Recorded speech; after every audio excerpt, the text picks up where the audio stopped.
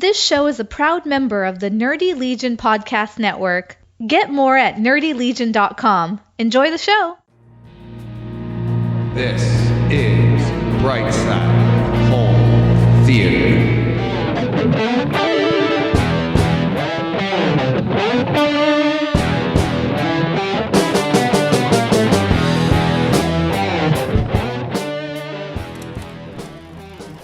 Hey, home theater nerds, welcome to the Brightside Home Theater Podcast, the podcast that's all about the sights, the sounds, the scenes, the experiences. And this experience, we're going back to the year I graduated high school, 1988, and we're going to revisit They Live, the cult classic in 4K. Can't wait. But before that, hey, if you're watching this on YouTube, don't forget to hit that subscribe button down the bottom if you like what you hear here.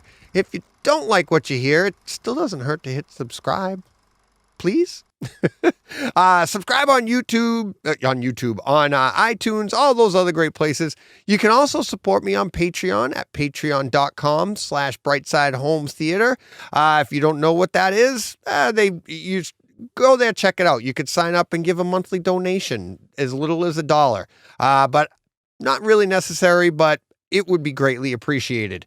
Also, you could support me by following me on Twitter at BrightsideHT, or you can email me at BrightsideHomeTheater@gmail.com.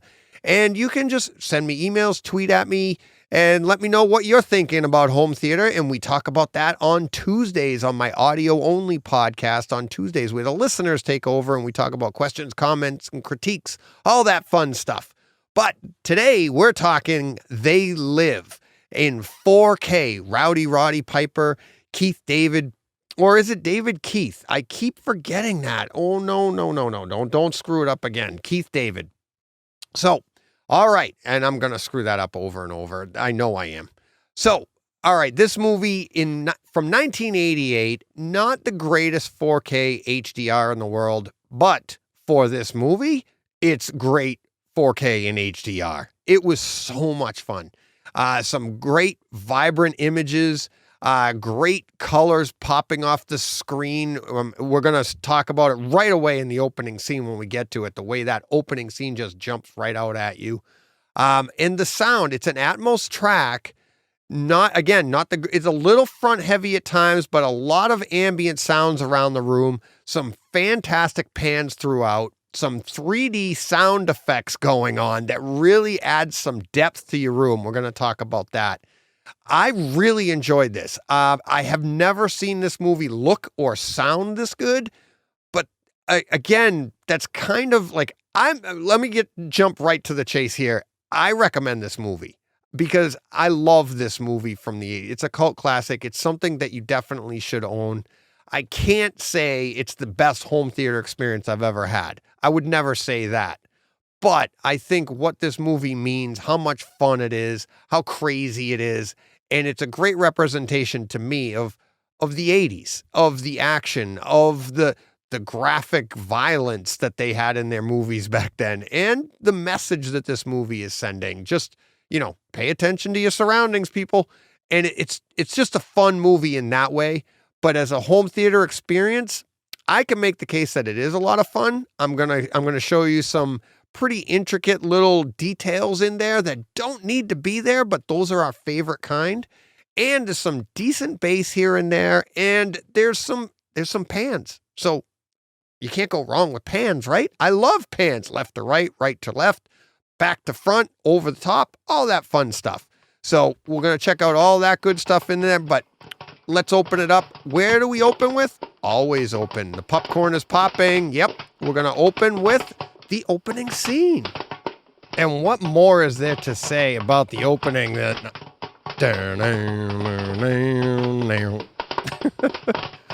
the score coming right out at you when they bring in the score, which was really nice. Brought it in right from the front of the room, the stage. But before that, we just had a black screen and you could hear the trains going by, just ambient sounds of the city. And then the picture, when you focus in on that graffiti wall, when we had John Carpenter's They Lived on the left side of the screen, and then that gets superimposed over the graffiti wall. I don't think those colors have ever popped like that to me in the past. It looked really, really nice. And the "They Live" in graffiti, sprayed on the left side of the screen, almost had a 3D effect at first, but then settled into the wall like it should because it's spray painted on the wall. I thought that was a really cool effect. But I also liked how the whole room was filled with sound, the ambient sound, like I was saying. And then you hear the score, that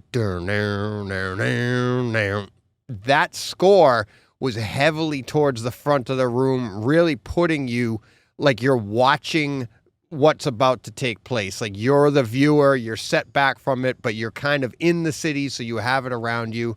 Thought it was a pretty cool opening for a movie that's, fairly old. So yeah, I thought that was pretty cool. Up next at 4 minutes and 5 seconds, In the Park. And this is where, Rowdy Roddy Piper shows up to the park and the blind preacher man is speaking. And the reason I stamped this one was check out the lush green grass and how beautiful it looks. Again, I don't think it's ever looked this good in before. I mean, the 4K, the HDR, just the vibrant colors. And look at how that is separated or contrasted, I should say, by the red bricks. And they're not really red, bright red. They're accurate. They're look like faded bricks on the ground. But the green grass, the bricks, then when they get in closer on Roddy Piper, you see like the detail in his face, the pores, and the texture to his leather jacket and everything. Just a lot of beautiful scenery here that just really jumps off the screen at you. I was pretty impressed by it. Really impressed. The grain was a little heavy at times, but I didn't think it was awful throughout the movie. And this scene here really shows how nice this image really pops. Let's see. What do we have next? Up next at 8 minutes and 2 seconds, I called this one Cars. And this is where Roddy Piper and Keith David's character, Frank, they catch up to each other, or Roddy Piper catches up to Keith David. And they have a little conversation on the sidewalk, but the cars going by, one of my favorites, the panning from left to right, the cars are zooming by. And the first car that goes by, very evident. You can hear it left to right because nothing else is going on. I mean, you can hear ambient sounds of the city around you, but nobody's speaking. And then I think Keith David's the first one to speak, and he says, "I don't like nobody following me," or whatever he says. And very prominent, very clear, center channel, great dialogue right there, great sound coming out of the center channel. But pay attention to the cars that they're in the foreground, panning by from left to right. It's still panning. They didn't just turn it into a subtle sound. It's still panning from left to right. And then there's actually a car coming down on the left side of the screen that faintly feels like it's on the left. It's not 100%. I think it's a little bit too front center heavy for me. They could have put a little bit more to the left side, but it was there. And just the fact that your ears are hearing the pans go back and forth of the cars zooming by from left to right while they're talking was pretty cool. And then that car coming down the street, it was more of a trick than it was actually towards the left. I felt like it was a little too center heavy, but I still thought it was a fun scene for something that's obscure. Like I say all the time, like they didn't have to do that. We would have enjoyed the dialogue. We would have got the scene. Everything would have made sense, but they still go in and put those pans in there for us. And I appreciate that. All right, let's move along to 12 minutes and 20 seconds. I called this 3D sound, and this one's going to take a little bit of an explanation, and I'd love for you to go to this and hear what I'm talking about here. This is, like I said, started at 12 minutes and 20 seconds, but the ping that I'm going to describe actually comes into the room, off of the front of the room, at around 12 minutes and 40 seconds. But you have to start at the 12:20 to really get the imagery that the sound is working here. So what this scene is Rowdy Roddy Piper is and I can't stop saying Rowdy Roddy Piper. Roddy Piper is actually, they're all watching the television. It's nighttime, and this is the first time where we start to see a message being sent through the TV and scrambled images or whatever. But as they're listening, they have this ominous music going on so that you're supposed to be paying attention to this. The blind preacher is mouthing the words that are on the TV, foreshadowing that he knows what's going on. But the sound, it starts at the front of the room, and there's this boom, like a deeper sound to the score, like a boom. And that's at the front of the room towards the left side, okay? But then followed by that, it goes boom, and then a ping after that. At the 12:20 mark, when you start there, all of it is at the front of the room. It feels very much a part of the screen. But at the 12:40 mark, that ping starts to move its way into your room and down towards the middle of the room on the right side. There's no particular speaker that this is attached to. It just feels like it comes off of the front of the room. The earlier sound, the deeper one, still anchored to the front left of the room. And then that higher pitch comes into the room as this scene plays out. And it happens over and over. And I felt like the ping got even more prominent moving into the room. It was just a cool effect that I listened to over and over to make sure I was hearing it right. So that's why I'd love for you guys to try it, because it's pretty cool that it just like, that to me has like almost no explanation other than just like a 3D sound. And it really added some depth to the room. And it was a lot of fun to watch and listen to over and over. And like I said, it was a boom and then bing. And that second ping, I'm so good at sound effects, huh? That second ping was right towards the middle right side of the room. Right, hovering right on the right side of me there. It was really, really cool. All right. Hopefully that's a good enough explanation. Let me know what you think. Moving on to 22 minutes and 40 seconds. More 3D sound. Aren't I getting creative with the names? I'm sorry. I don't know why. I just don't have anything more creative for this. But it's more of what we just heard, but this is at 2240. And it's different sounds, but it's really cool. It's like you have some clicking, like almost like snapping going on, and that's at the right rear of the room. But then there's some other clicking going on, a deeper clicking going on towards the front of the room. Just a lot of fun. A lot of fun done with this score, creating a real nice sense of depth inside the room. Definitely check that one out as well at 2240. And this is where Roddy Piper finds out that, or he sees the helicopters overhead. It's nighttime. They're spying on the building. They see the helicopters looking at the building. The guys come running out of the building. But right when this all happens, it's more of that ominous type score. It's like, that's when it comes in. He's like, trying to figure out what's going on. So, yeah, check that one out. 22 minutes and 40 seconds.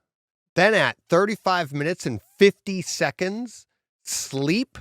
And this is where Roddy Piper first puts the glasses on. So this is where we're first introduced to this entire conspiracy theory. And it's not a conspiracy theory anymore. This is reality, at least in the movie. And he starts to look around, and obviously the HDR, I think, really adds to the punch here, because I think the black and white scenes through the glasses look nice and crisp and clear. And then the vibrant color of what is, quote, reality, which is actually in reverse, because that's not reality, because we're under the spell.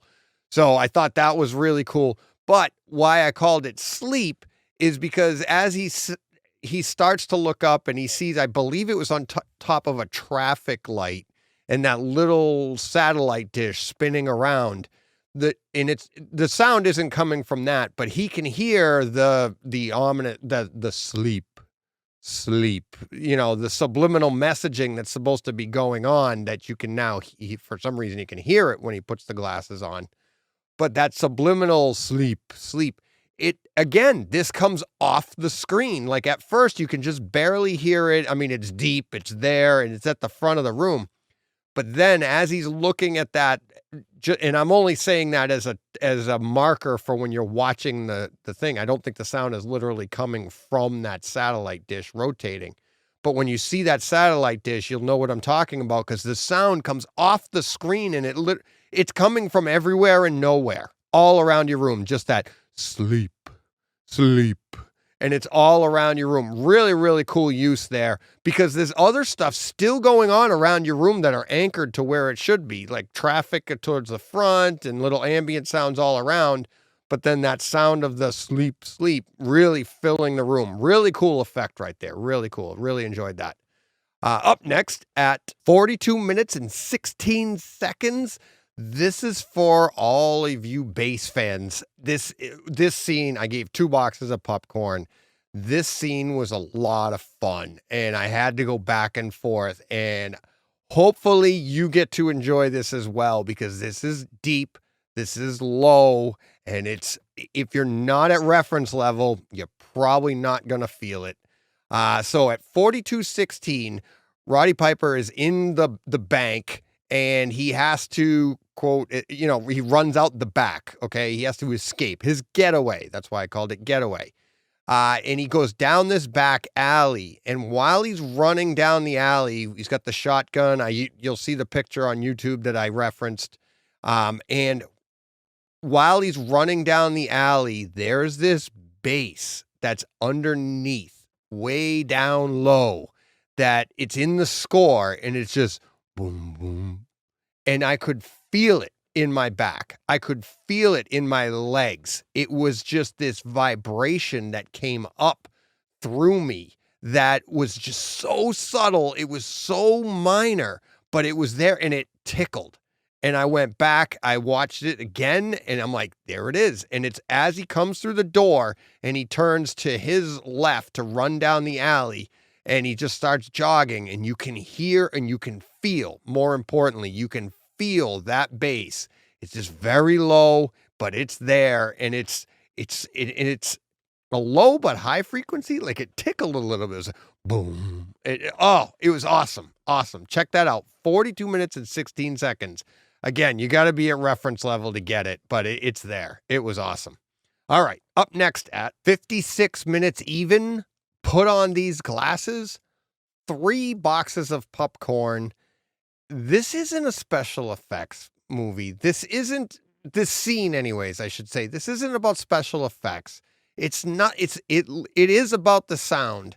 This scene goes from 56 minutes all the way to 1 hour, 1 minute and 30 seconds. So what's that? That's 5 minutes.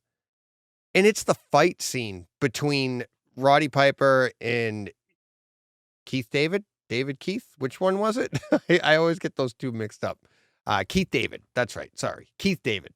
The fight scene between those two it takes, like I said, 5 minutes.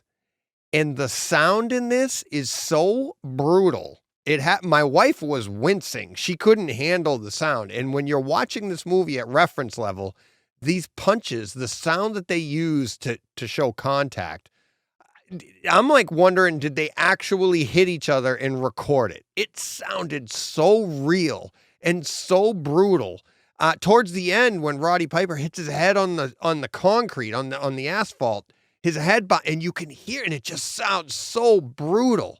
But again, 5 minutes of those brutal, crisp punches to the face, the kicks, the hitting the ground. Fantastic scene. For a fight scene, I thought this was probably one of the best and most realistic sounding fights. It was a lot of fun. But again, 5 minutes long. They just keep going at each other. Of course, Roddy Piper being a wrestler, they had to put this in there, had to have a great fight scene in this movie. But I think it's one of those underrated fight scenes that not a lot of people talk about. And now that I've reviewed this movie and am reviewing this movie at the moment, I won't forget it. And if somebody asks me, like, what's one of the best fight scenes you've seen? This is one of them. 5 minutes long of two guys just literally slugging each other. And the sounds that they used, so good. So good. All right, let's move along to 1 hour, 1 minute, 57 seconds, a little swelling. And this goes along with the last scene, with the fight scene, because check out the makeup job, the swelling on Roddy Piper's face, on Keith David's face. It's insane. They did such a good job here of making them look beat up, and they literally look like they have been punching each other in the face for 5 minutes straight. And with the new 4K resolution and the HDR and the clarity and everything, I think the makeup holds up well. Everything looks great. It looks realistic. And I mean, they look beat up. All of that kind of ruined because like a minute later, their faces are all cleared up again. They're all nice and ready to go. I don't know if that really can happen that way.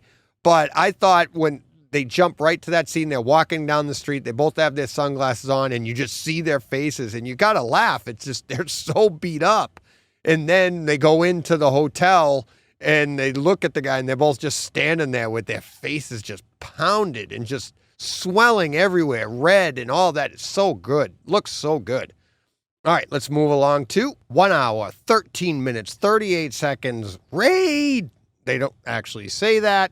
But this is where the resistance gets infiltrated by the bad guys. The cops show up and they're the bad guys.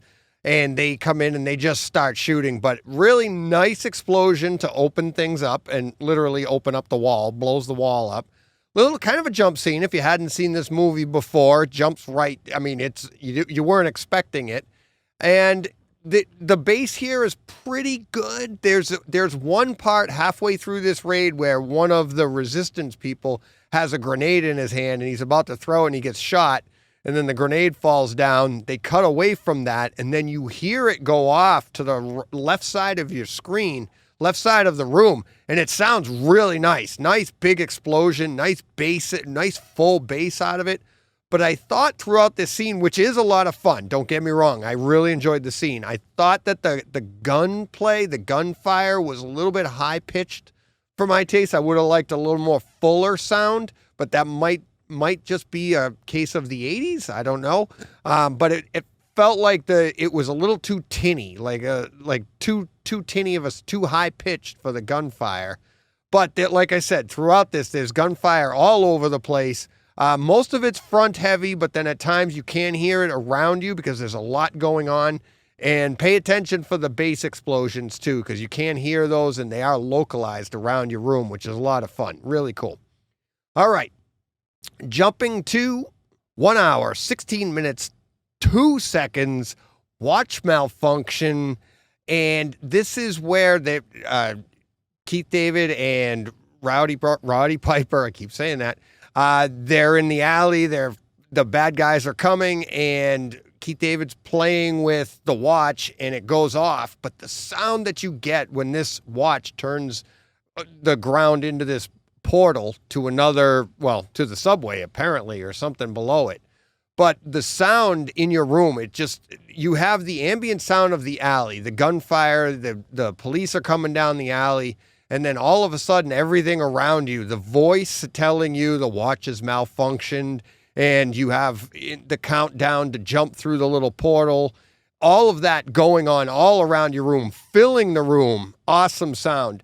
But then when Roddy Piper finally jumps through the hole last, check out how the ambient sound in your room changes too, because you go from being in that alley to now all of a sudden you're underground, the portal closes, and you're in this subway type area that's a little bit more echo to their voice and stuff. But a really cool change to the ambient sound in your room there. Really enjoyed that entire play of sound in that scene.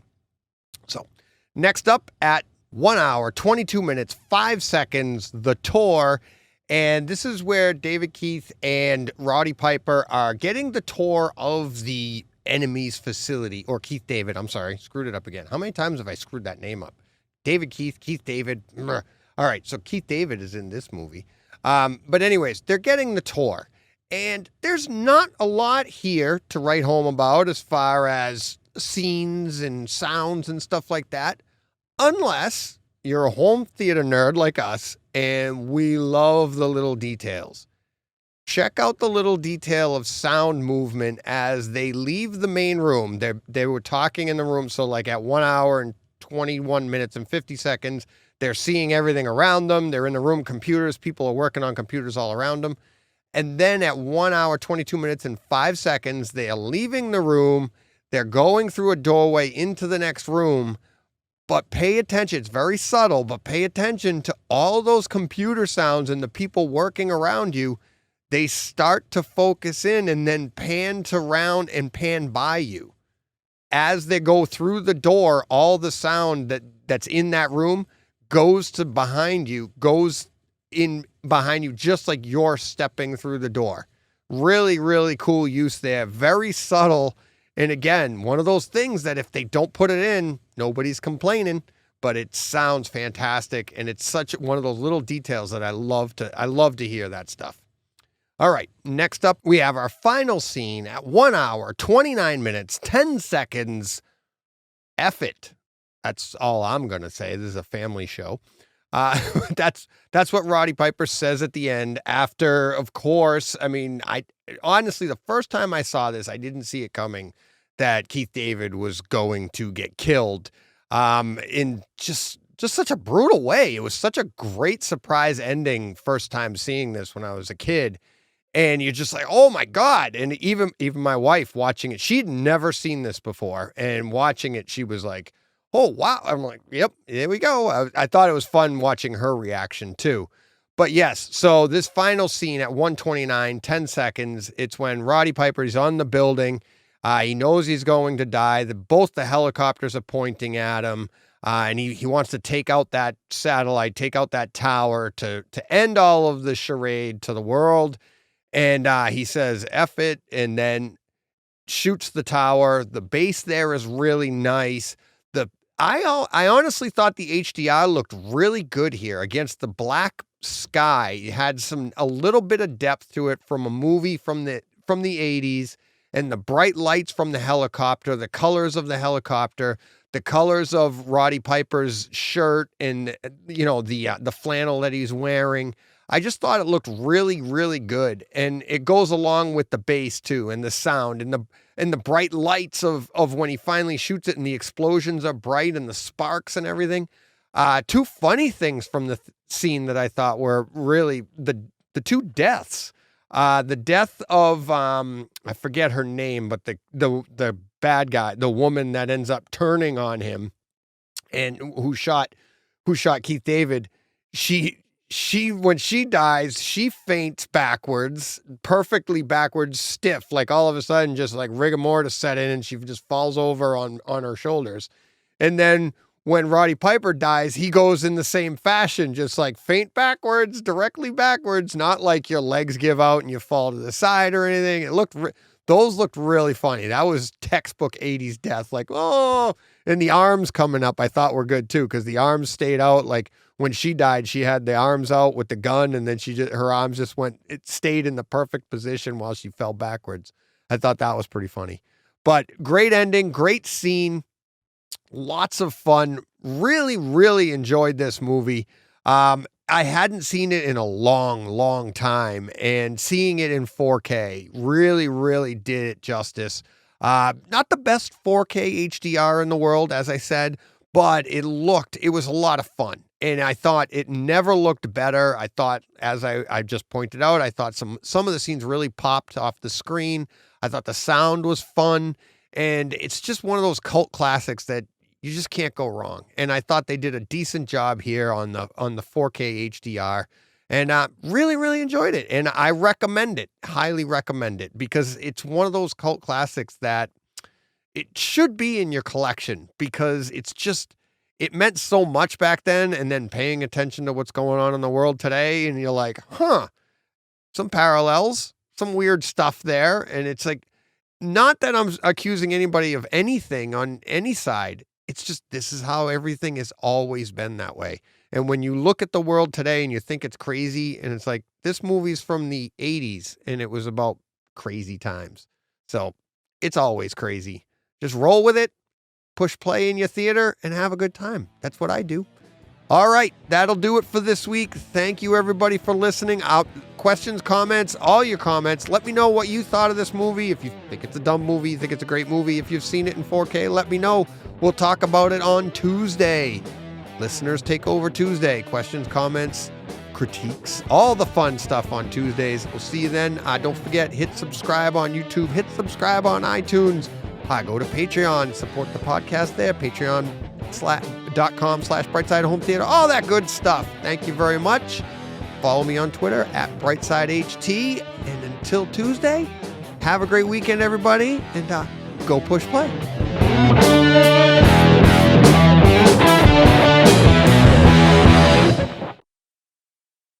Hey, Fred.